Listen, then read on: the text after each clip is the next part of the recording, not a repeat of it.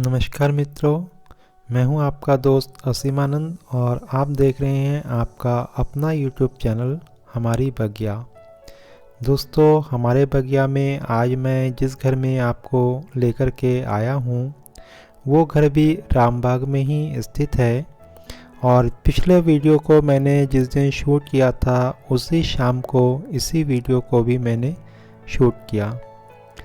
घर में आने में थोड़ा सा लेट हो गया था और अंधेरा होने वाला था, तो इस वजह से मुझे वीडियो को थोड़ा जल्दी में शूट करना पड़ा और घर में जो अंकल आंटी थे उनसे वीडियो में आपको बातचीत करवाने का मौका नहीं मिला। फिर भी दोस्तों, बहुत सारी चीज़ें इनके घर में हैं जो देखने लायक है और साथ ही साथ जो भी इनके पास फूल है उन फूलों को जो है आप कैसे लगा सकते हैं, इनके बीजों को नेक्स्ट ईयर के लिए किस तरीके से आप कलेक्ट करके रख सकते हैं, इन्हीं चीज़ों को लेकर है आज का ये वीडियो। दोस्तों, जो ये प्यारे प्यारे आप फूल देख रहे हैं तो इसमें जो है सबसे पहले हम बात करेंगे पॉपी की। और पॉपी के जो फूल होते हैं जैसे आप इस समय देख रहे हैं, तो ये ऐसे भी होते हैं, बड़े और होते हैं और इसके अलावा सिंगल पेटल्स में भी होते हैं। तो ये जो भी फूल हैं इनके बीजों को आप इस समय कलेक्ट करके रख सकते हैं। कुछ इस तरीके का इनका बीज होता है और जब ये सूख जाए तो इनको आप कलेक्ट करके रख सकते हैं। अगला फूल है फोलोक्स का, जो यहाँ पर आपको दिखाई दे रहा होगा। तो ये भी फूल जब सूख जाए तो इनके बीजों को भी आप कलेक्ट करके रख सकते हैं। दोस्तों, इसके बाद जो अगला फूल है वो है इनके घर में डहलिया का, और ये सिंगल पेटल्स डहलिया है। तो इसके तो बीज से नहीं होगा, लेकिन पौधे जब सूख जाए तो हम उसको सूखे भाग को काट देते हैं और फिर जो है नीचे से नए पौधे निकलते हैं। तो उन्हीं नए पौधों के कल्लों से भी हम जो है नेक्स्ट ईयर अगले पौधे तैयार कर सकते हैं। उसके बाद जो ये पौधा देख रहे हैं ये है हॉलीहॉक्स का, और हॉलीहॉक्स में भी फूल आने के बाद जो बीज बनते हैं तो उन बीजों को अगर हम कलेक्ट करके रखते हैं तो वो बीज भी हमारे नेक्स्ट सीज़न में काम आते हैं। और दोस्तों, ये सारे फूल ऐसे हैं जो कि अधिकतर बीजों से हो जाते हैं, केवल डहलिया को छोड़ करके।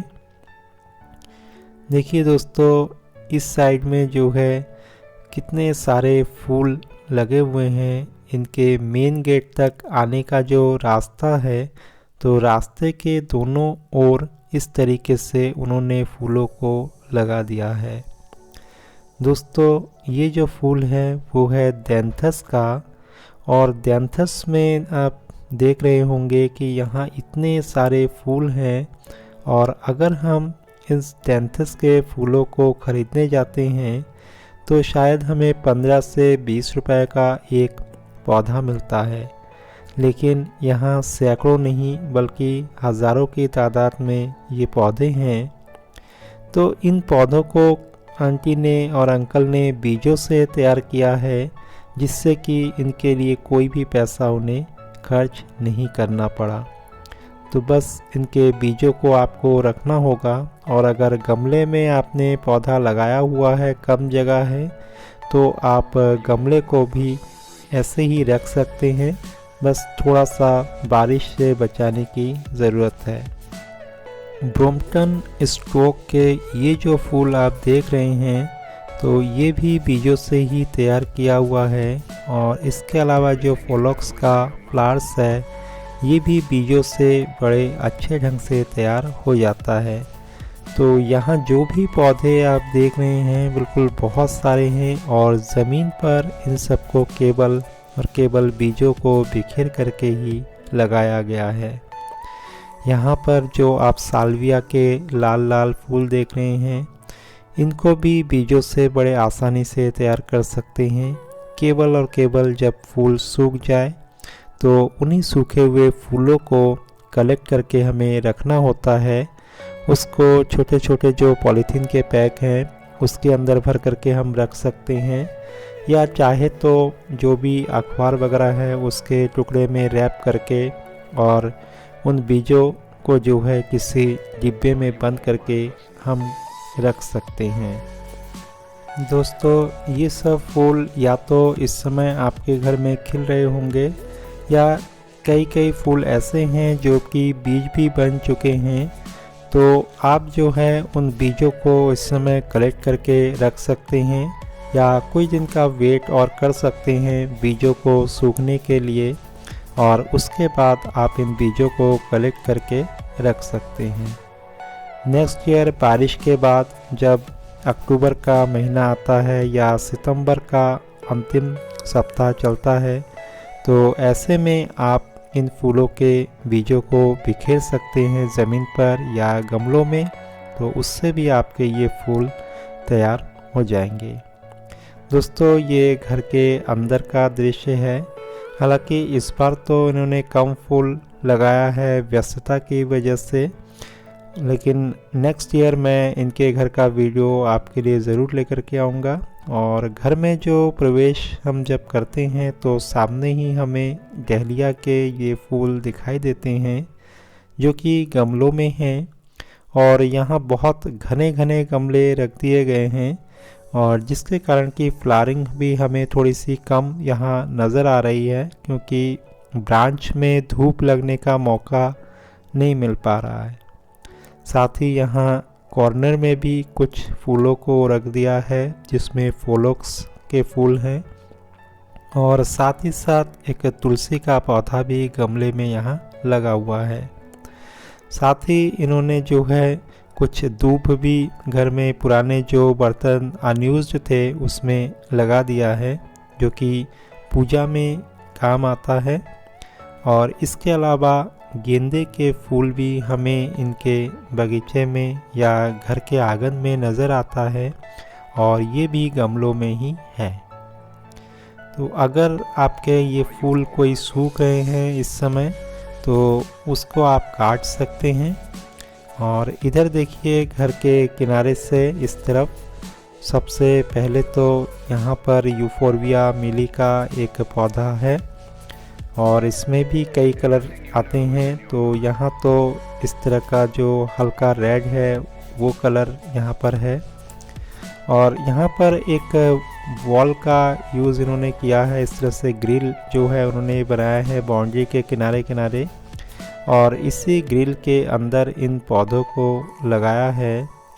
और ये जो खूबसूरत सा पौधा है सिनेरेरिया का है, और सिनेरेरिया में आप देख सकते हैं नीले, बैगनी और जो सफ़ेद और बैगनी का मिक्स कलर है, इस टाइप के कलर या रेड कलर, तो कई सारे कलर में सिनेरेरिया का फ्लावर्स आता है। और ये जो है इसकी देसी वैरायटी है जिसमें कि पौधे बड़े होते हैं। तो इस वैरायटी के पौधों से जो भी फूल हैं उसको सूखने के बाद उन फूलों को कलेक्ट करके या उनके बीच में जो गोल सा आप देख रहे हैं वहाँ से बीज को निकाल करके उसको नेक्स्ट ईयर के लिए सेव करके रख सकते हैं, और इनको भी अगले साल अक्टूबर के महीने में आप लगा सकते हैं।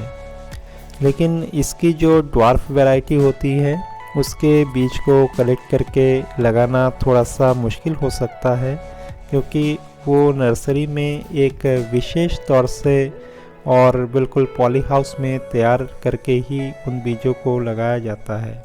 लेकिन नॉर्मल और देसी वैरायटी को आप घर में उगा सकते हैं।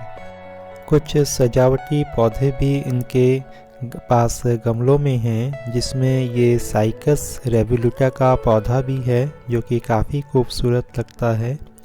और इसके बाद यहाँ जो है पौधा ये है नींबू का, और देखिए नींबू का पौधा गमले में लगा हुआ है और इसमें इस समय फ्लावरिंग भी कितनी सारी आ रही है। तो इस तरीके से हम गमलों में भी इन पौधों को लगा सकते हैं। साथ ही देखिए किस तरीके से आंटी ने अपने घर के जो भी वेस्ट हैं या जो किचन वेस्ट होता है और जो पत्ते वगैरह होते हैं तो उनको इस डिब्बे में डालते हैं और डालने के बाद यहीं से उनको कंपोस्ट मिलता है। इसी डिब्बे के नीचे से इन्होंने कुछ होल्स बना दिए हैं और जिस होल्स के सारे से होता ये है कि जब इसमें वो कचरा डालते हैं, किचन वेस्ट सब्जियों के छिलके वगैरह डालते हैं, तो नीचे के सीट से जो वो कचरा है वो सड़ करके इस तरह का रस जो है नीचे वाले कंटेनर में इकट्ठा हो जाता है और वही होता है हमारा लिक्विड फर्टिलाइज़र। और इस लिक्विड फर्टिलाइज़र को लेकर के आप जितना फर्टिलाइज़र ले उसका दुगना पानी मिला करके उसको आकर आप अपने पौधों में डालते हैं तो पौधों की जो ग्रोथ है वो बहुत अच्छी होती है और साथ ही साथ आपको सॉलिड जो खाद है वो भी मिलता है। फूलों के अलावा सब्जियों और फलों के पौधे भी आंटी के बगीचे में हमें नज़र आता है, जिसमें सेम और केला देख सकते हैं और इसके अलावा यहाँ पर टमाटर की पूरी क्यारी इन्होंने लगाई है और इसमें भी फूल आना शुरू हो गया है और कहीं कहीं जो है टमाटर भी होने लगा है। इसके अलावा आम का आप ये पौधा देख रहे होंगे जिसमें बौर आ गई है और इसके अलावा यहाँ पर है एक अनार का पौधा जिसमें कि फूल आना शुरू हो गए हैं और लाल लाल फूल और छोटे छोटे जो फल हैं वो भी आने लगे हैं। तो इसमें भी खूब जो अनार है वो होता है। दोस्तों फलों के पौधे अगर आप लेना चाहते हैं तो छोटी वैरायटी अगर आप गमलों में लगाते हैं हमेशा फल देख कर के ही ले और किसी विश्वसनीय नर्सरी से ही ले, बिना फल देखे हुए पौधे आप वहां से ना लें। इसके अलावा देखिए चीकू का पौधा भी इनके घर में लगा हुआ है और जिसमें चीकू आना शुरू भी हो गया है। तो ये सारे पौधे भी आप अपने घर के गमलों में लगा सकते हैं और अपने घर को फल फूल और सब्जियों से भर सकते हैं। तो उम्मीद करता हूँ दोस्तों आज का ये वीडियो भी आपको अच्छा लगा होगा। वीडियो को धैर्यपूर्वक अंत तक देखने के लिए आपका बहुत बहुत धन्यवाद।